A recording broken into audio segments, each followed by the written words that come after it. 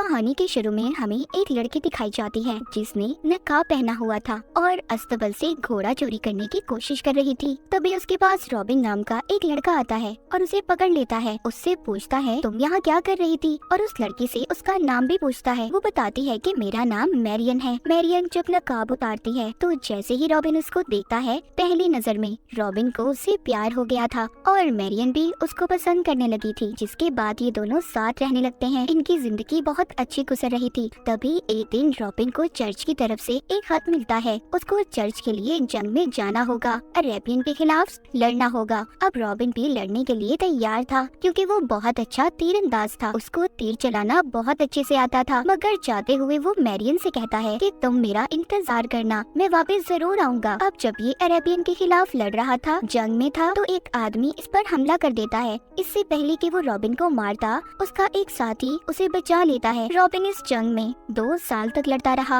उन्होंने किले को फतह कर लिया था। पर जंग के बाद रॉबिन का जो कमांडर था, अपना जाने अपने ही लोगों को मार रहा था। जब एक बच्चे को यहाँ पर मारने के लिए लाया जाता है तो इधर उस बच्चे के डैड भी थे। वो कहते हैं मेरे बेटे को छोड़ दो, मैं तुम्हें सब बताने के लिए तैयार हूँ। पर कमांडर कुछ नहीं सुनता। वो उस आदमी के बेटे को मारने की कोशिश करता है, पर रॉबिन से ये सब नहीं देखा जा रहा था, इसीलिए वो कमांडर पर हमला कर देता है। लेकिन कमांडर ने उस बच्चे को मार दिया था। रॉबिन को भी उधर पकड़ लिया जाता है और एक तीर से उस पर हमला भी किया जाता है, जिससे रॉबिन बहुत ज्यादा जख्मी हो गया था। फिर इसके बाद हम देखते हैं रॉबिन को अब उसके घर भेज दिया गया था। जंग लड़ने के बाद रॉबिन जब अपने घर वापस आता है तो देखता है उसका घर खंडर में बदल गया था। वो दरअसल यहाँ पर मैरियन को ढूंढने आया था, जिसको वो यहाँ 2 साल पहले छोड़ कर गया था और उससे वादा कर गया था कि वो वापस जरूर आएगा। फिर वो चर्च के फादर के पास जाता है जो उसका दोस्त था। फादर बताता है कि हमें यहाँ पर खबर मिली थी कि तुम जंग में मर चुके हो, तो यहाँ के शेरिफ ने तुम्हारे घर को खाली करवा दिया और मैरियन को घर से बाहर निकाल दिया और अब वो इस शहर से बाहर रहती है जहाँ पर कोयले की कान है। रॉबिन अब उस शहर में पहुँच गया था जहाँ पर वो जाते ही अपने सामने मैरियन को देखता है। इससे पहले ये उसके पास जाता तो मैरियन के पास एक आदमी खड़ा था, जिससे मैरियन बहुत ही मुस्कुराकर बातें कर रही थी। इसको समझ आ चुकी थी कि जब मैरियन ने इसकी मौत की खबर सुनी होगी तो जिसके बाद मैरियन ने शादी कर ली। ये सोचकर रॉबिन उसके पास नहीं जाता। रॉबिन को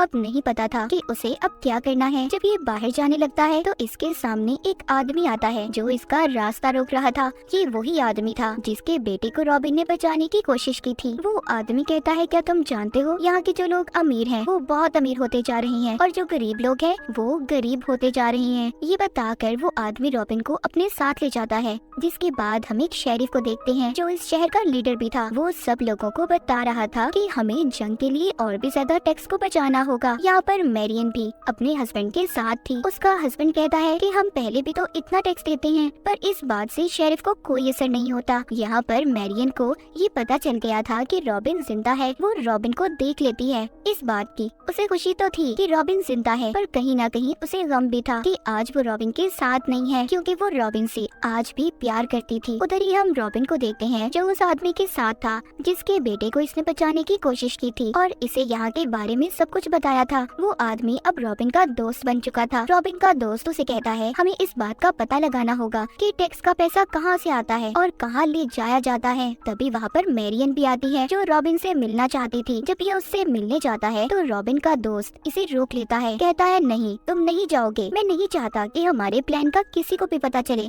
क्योंकि वो चाहता था कि रॉबिन अपनी पुरानी जिंदगी में वापस न जाए और यहाँ लोगों की मदद करे। ये अब उसको और भी ज्यादा अच्छा तीर चलाना सिखाता है। रॉबिन का निशाना बहुत अच्छा था। इनका ये प्लान था कि वो सरकारी खजाने को लूट लेंगे, उसे चोरी कर लेंगे। अब ये उस जगह पर जाता है जहाँ पर सारा खजाना टैक्स का पैसा रखा जाता था। ये वहाँ पर सभी सिपाहियों को अपने तीर के निशाने से हमला करके मार देता है और फिर उस जगह जाता है जहाँ पर सभी लोग टैक्स दे रहे थे। ये वहाँ पर सबसे ज्यादा टैक्स देता है। ऐसा इसने इसलिए किया था ताकि ये यहाँ पर शेरिफ और लोगों का भरोसा जीत सके, और होता भी ऐसा ऐसा ही है। शेरिफ जब ये देखता है तो वो रॉबिन से काफी इम्प्रेस हो गया था। जब ये यहाँ से जा रहा था तभी इसके सामने मैरियन आ गई थी। ये उसे कहता है, देखो हमारे दरमियान जो भी था सब कुछ खत्म हो चुका है। इतना कहकर इसका दोस्त इसे बुला लेता है। रॉबिन अब वहाँ से जा चुका था कि अब और भी ज्यादा खजाना लूटता है और एक बैग को मैरियन के घर के बाहर भी रख देता है, क्योंकि वो जानता था कि मैरियन को भी पैसों की जरूरत थी। दूसरी तरफ हमें दिखाया जाता है कि शेरिफ का एक आदमी उसके पास आता है और उसे बताता है कि सरकारी खजाने को कोई चोरी कर रहा है। शेरिफ ये सुनकर काफी परेशान हो गया था। वो उस आदमी से कहता है कि ज्यादा सिपाहियों को खजाने की पहरेदारी पर लगा दो ताकि अब दोबारा खजाना चोरी न हो सके। वो आदमी अब जाकर मैरियन को भी बताता है कि सरकारी खजाना चोरी हो रहा है। मैरियन उससे कहती है कि जो भी खजाने को चोरी कर रहा है वो गरीब लोगों की मदद करना चाहता है और हमें क्या है, और मैं तो यही चाहती हूँ कि वो और ज्यादा खजाने को चोरी करे। रॉबिन भी यहीं पर छुपकर मैरियन की बातों को सुन रहा था, जिसके बाद रॉबिन दोबारा से खजाना चोरी करता है और अब तो खजाने को गरीब लोगों में भी बांटने लगा था। रॉबिन की तीरंदाजी बहुत अच्छी थी, वो निशाने लगाने में माहिर था। लोग अब उसको अपना हीरो मानने लगे थे और उसका नाम उन्होंने रॉबिन हुड रखा था। शेरिफ इन सब बातों से परेशान हो चुका था, इसीलिए वो एक मीटिंग रखता है और उसमें रॉबिन को भी बुलाता है। शेरिफ बेचारे को तो पता ही नहीं था कि जिस पर वो भरोसा कर रहा था असल में उसका खजाना तो वही हीरो चुरा रहा था। मीटिंग में शेरिफ रॉबिन को बताता है कि अब हम किसी भी हालत में चोर को लाश में पकड़ेंगे। जब रॉबिन ये सुनता है तो वो अपने दोस्त के पास जाता है और उसे कहता है कि जल्दी हमें सारा खजाना लूटना होगा। जब सारे खजाने को एक घोड़ा गाड़ी में लाया जा रहा था तभी उधर उसके सामने जानबूझकर रॉबिन का दोस्त आ जाता है और रॉबिन मौका देखकर उसके नीचे लटक गया था जहाँ पर ये लोग खजाने को ले जा रहे थे। तभी उधर एक आदमी ने रॉबिन को देख लिया था। सब इस पर हमला कर देते हैं, लेकिन वो तो बहुत ही अच्छा तीरंदाज था, वो सभी लोगों को मार देता है।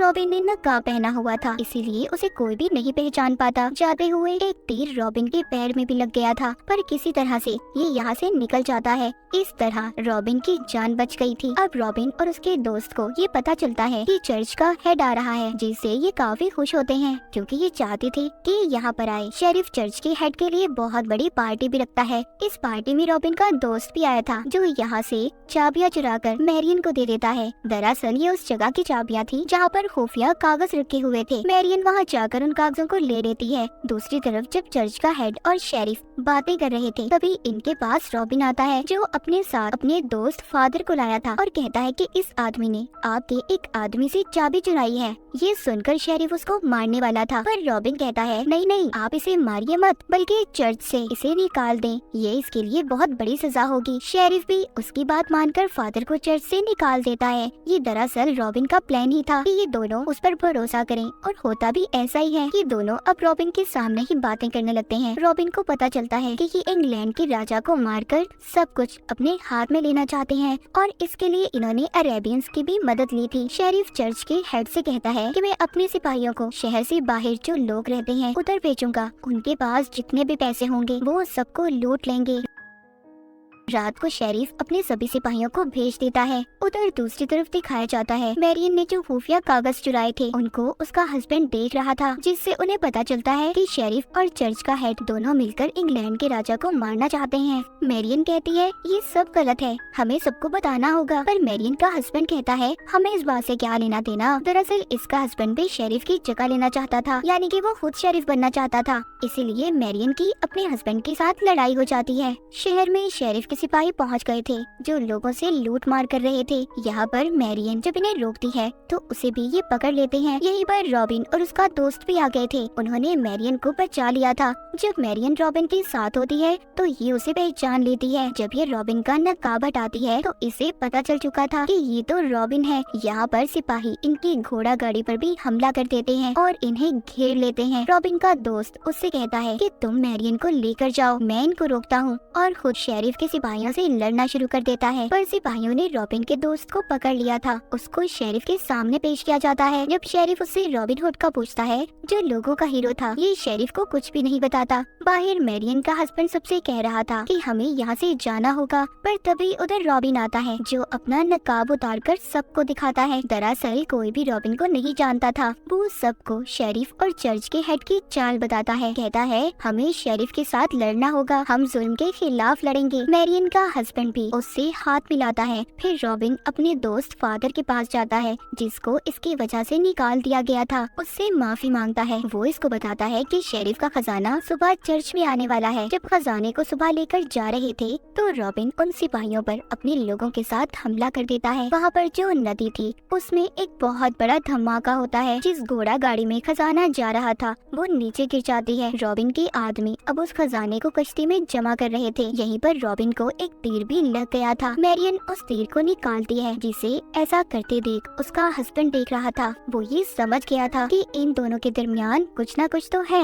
इससे पहले ये कुछ कहता तभी एक आदमी इस पर हमला कर देता है और अब रॉबिन हुड अपने लोगों से कहता है कि खजाने को पानी के रास्ते तुम जंगल में ले जाओ। इसके बाद मैरियन अपने हस्बैंड के पास आती है पर वो उससे नाराज था, उसको जाने का कहता है। उधर रॉबिन देखता है कि शेरिफ के सिपाही उसके लोगों को मार रहे हैं, इसीलिए वो अपना नकाब हटाकर सबके सामने आ गया था। तभी शेरिफ के सिपाही उसे पकड़कर शेरिफ के पास ले गए थे। शेरिफ उसे देखकर बहुत गुस्से में आ गया था क्योंकि रॉबिन ने उसे धोखा दिया था।